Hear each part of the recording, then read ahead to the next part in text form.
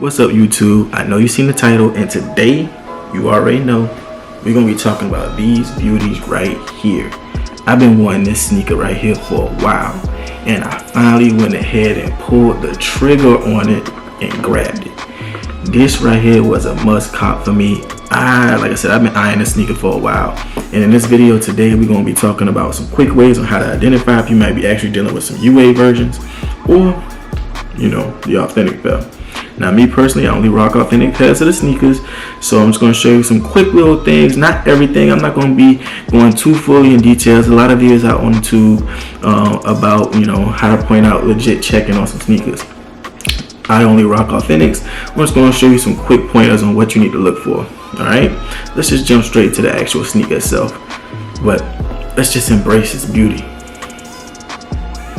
I mean, this right here, this colorway, it's just amazing. I just like the way they did everything on this sneaker.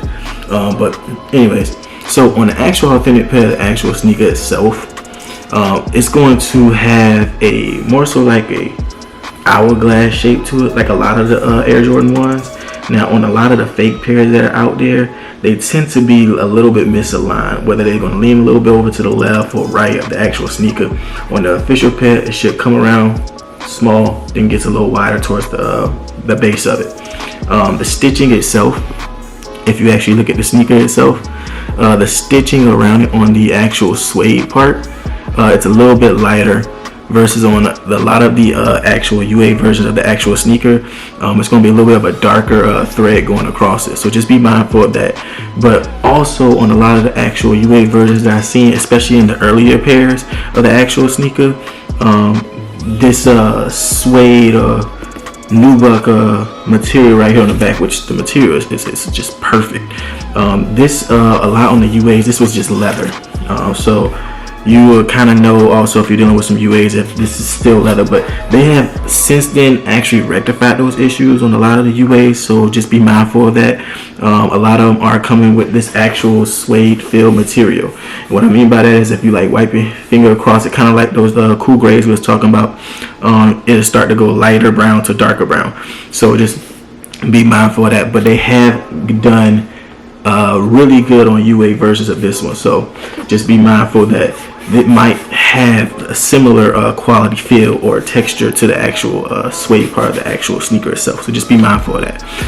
Now, when you're looking at the stitching on the actual front of the sneaker itself, you want to kind of come across and look for any kind of misalignments of the actual threading, but typically when you get to the actual edging of this area here, the actual authentic pair is going to be a little bit thin, crisp, and cut perfectly in a way. On the UA versions or a lot of the actual fake versions, this area here is typically a little bit wider, so it's not going to be as narrow when it comes to this like canal area here. It's going to be a little bit wider, so just be mindful of that. A lot of the actual UAs have seen are coming already pre-laced. The official pair does not come pre-laced. Also, when you're looking for the UA versions versus the authentic pairs, you're going to see a lot of the UA versions come with multiple laces. The official pair is going to come with one lace additional to the black that comes already on the shoe. You're going to get the pink additional lace. I've seen UAs where they will come with like a cyan or yellow or this same pinkish lace here, but except they're going to be like a little bit darker, kind of more so like a fiery orange type of pink versus the actual neon pink that kind of matches the actual inner lining of the actual sneaker. So just be mindful of that. It only comes with one additional pair of laces, and that's the pink ones. So just be mindful. Some people say that the bags that the laces actually come in are a little bit different.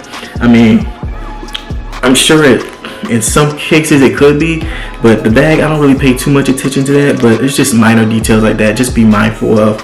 But it should be the neon pink like this. It should be no darker than that. Look like a little orangish tint on the actual tongue of the actual sneaker as well, because they didn't really do that good on a lot of the UAs when it comes to the tongue.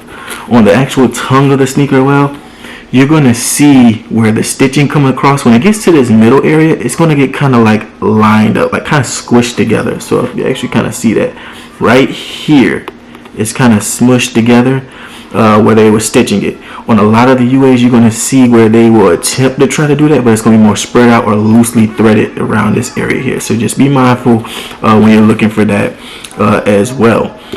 We already know it's going to come with the cardboard shoe insert, and we already know what to look for inside. You're going to look for that Nike official branding shoe size on the inside.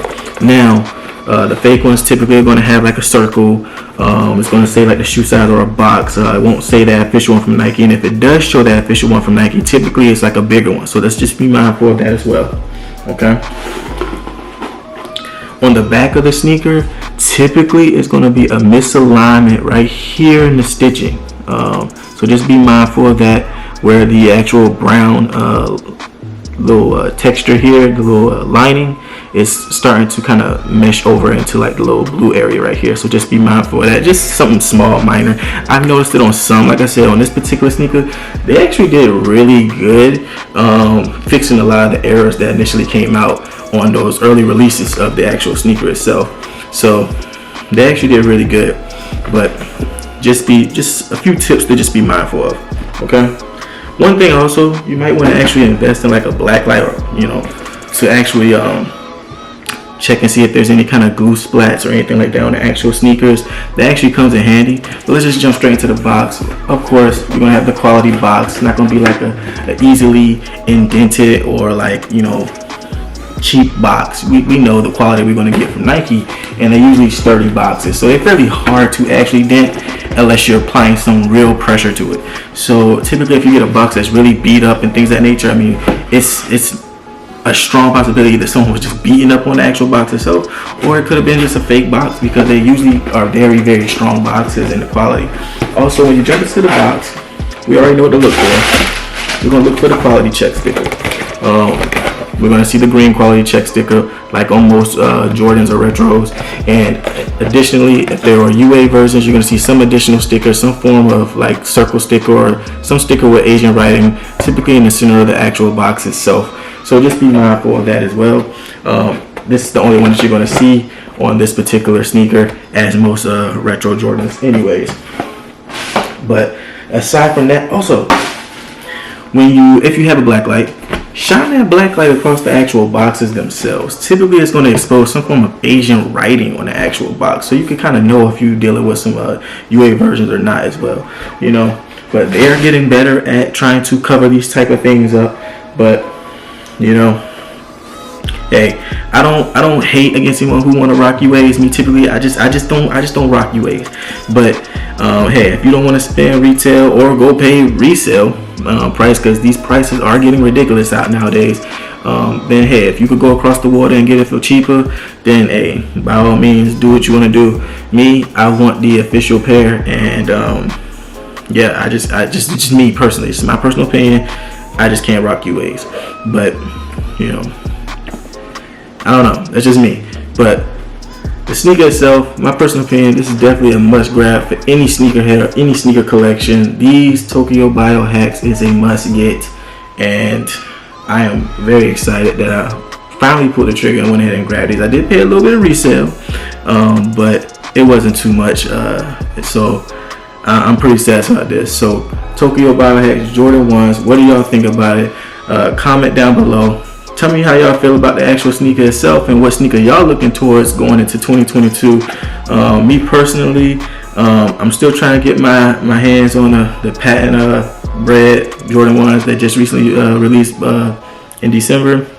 As everybody, I'm really trying to get a hold of those, but of course those ones are widely being circulated as UAs, and I'm gonna just wait until I can find a authentic source, or just get at the right price as well, a pair of those. But until then, I'm really excited about this purchase. This is definitely a go. Highly recommend. Must have in your sneaker collection, and appreciate y'all tuning in. As always, like, comment, subscribe, and if you like these type of videos and want to see more like them, then hit that subscribe and notification bell. Peace.